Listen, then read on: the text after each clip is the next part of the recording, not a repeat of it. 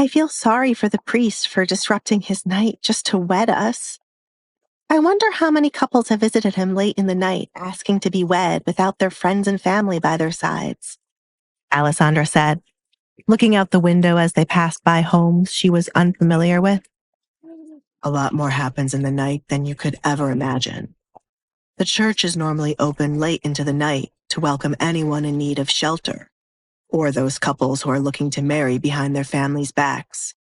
We can have a big ceremony if you desire it, said Edgar, though he did not care for it. There is no need, Alessandra replied. She preferred a ceremony with just Edgar. I have no friends nor family to attend my wedding. Anyone who shows up would only be looking to get close to you. Perhaps if your family would like for you to have a proper wedding, I wouldn't mind having another ceremony. I would rather not have to spend my money feeding and entertaining guests in my home. How we get married does not matter to me. I thought every girl dreams of putting on a wedding dress and walking down the aisle. You would still get to dress up. We need our wedding portrait drawn to be hung up. Edgar made a mental note to look for one of the best artists in town tomorrow. I am not like other girls since I have never dreamt of getting married. It is just something I wanted to happen to get away from my family. For a long time, she did not believe there would be anyone wishing to marry her, so she didn't waste time planning a wedding. I thought a lot about painting, food I want to try, and places I wanted to visit. I have a long list of those things written down, she added. Pick one place you want to go, since we will have time to travel for our honeymoon. We have many homes across the kingdom we can stay in. We are close to the church. If we are lucky, there would be no one around to spread the news of our wedding before I make the announcement tomorrow. Edgar did not want anyone showing up at his home in the middle of the night trying to congratulate him. He wouldn't be surprised if the king sneaked out of the castle to confirm if the gossip was true. Alessandra also preferred their wedding news to stay quiet for the night. She had a lot to digest, and the last thing she wanted was for people she did not know to visit her and Edgar. She was not in the mental state to prepare herself for the reactions to her being Edgar's bride. After a night's rest, she would be. Probably. It's a shame your mask fell. I should have collected another one before we came to the church. I don't think there would be a store selling proper masks open at this time, said Edgar. What masks are not proper? Alessandra accidentally asked out loud. A tiny smile appeared on Edgar's lips. Of course, the masks are nothing like what you wear. And how do you know about all of this? Alessandra could not help being curious. Their marriage wasn't out of love, and she had no right to stop Edgar from indulging himself in these kinds of things, but she felt the need to ask.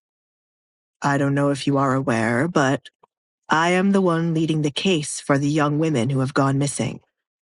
Therefore, I make my business to know everything happening in town. Alessandra heard her father and the workers speaking of young women going missing.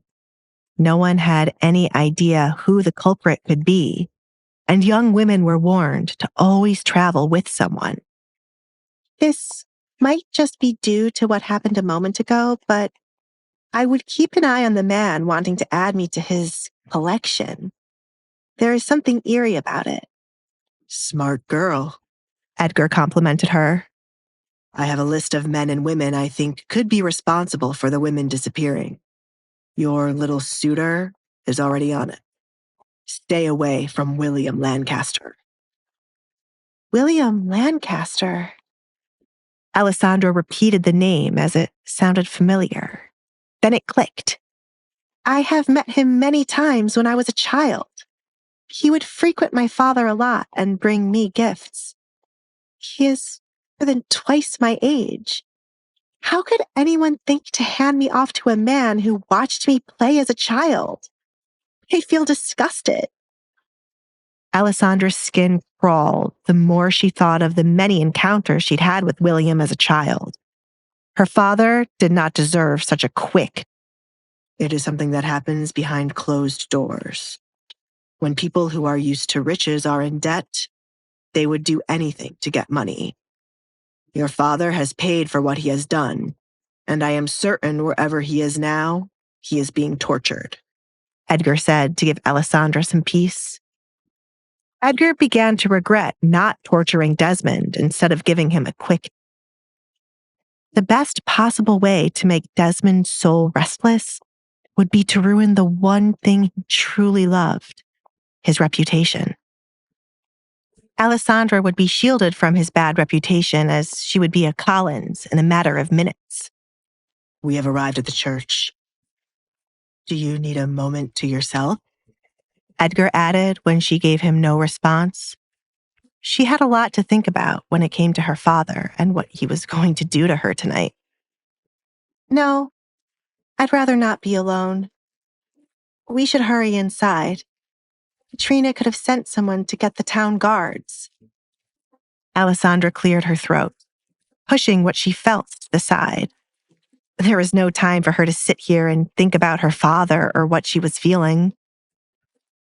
Edgar took her word for it, seeing no point in pushing her to have alone time when she did not want it. He opened the carriage, stepping outside to inspect who was around the church. And once it was clear, he offered his hand for Alessandra to use to come out. Alessandra accepted Edgar's hand to carefully step out of the carriage and used her other hand to keep his coat over her head. She thought about taking off the coat while they were going to be standing before the priest. She didn't want to look back at her wedding and remember using a coat to hide. Alessandra couldn't help looking around every inch of the church, as it was her first visit in a long time. Her memory of the church was blurry, and there was nothing she could remember.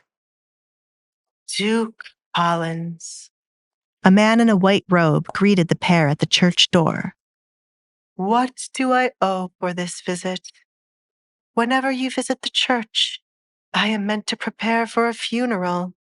I hope that is not the case." "Depending on how you act, there will be no need for a funeral tonight, Peter," Edgar greeted the priest. Peter glared at Edgar. Edgar created havoc in the church when he stormed into man.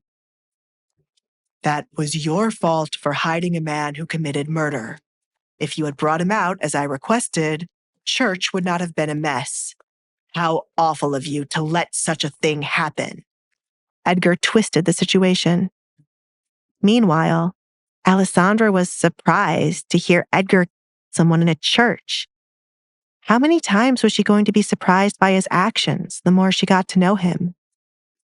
"Why are you here, Edgar? There is no one here but the priest, and I am certain they did not kill anyone or commit any other crimes." Peter wanted nothing more than to get rid of Edgar as soon as possible. Trouble followed wherever Edgar Collins went. "I am here to get married.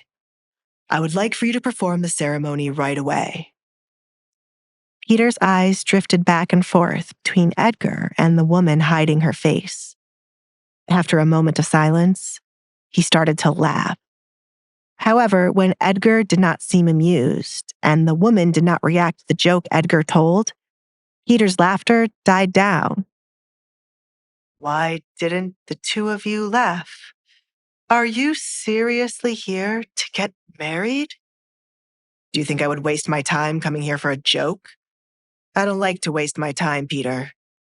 Can you do it? Or does there need to be a funeral and wedding performed by another priest? Do not forget that you owe me," Edgar said, reminding Peter of his knowledge about his past before he became a priest. "Very well. Are the witnesses outside?"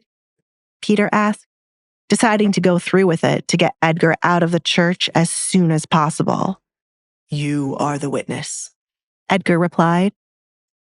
"That is not how it works, but okay," Peter muttered, then looked at the woman Edgar brought along.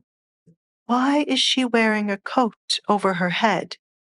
Is she someone important or perhaps? Peter waved his hand around his face. Are you ashamed of her looks? My bad, he choked as Edgar's hand suddenly wrapped around his throat. What a strange priest, Alessandra thought to herself. One thing was for certain. Her wedding night could never be forgotten. Please subscribe to the Pocket FM YouTube channel and press the bell icon for instant notification. Check out our channel for more such exciting shows.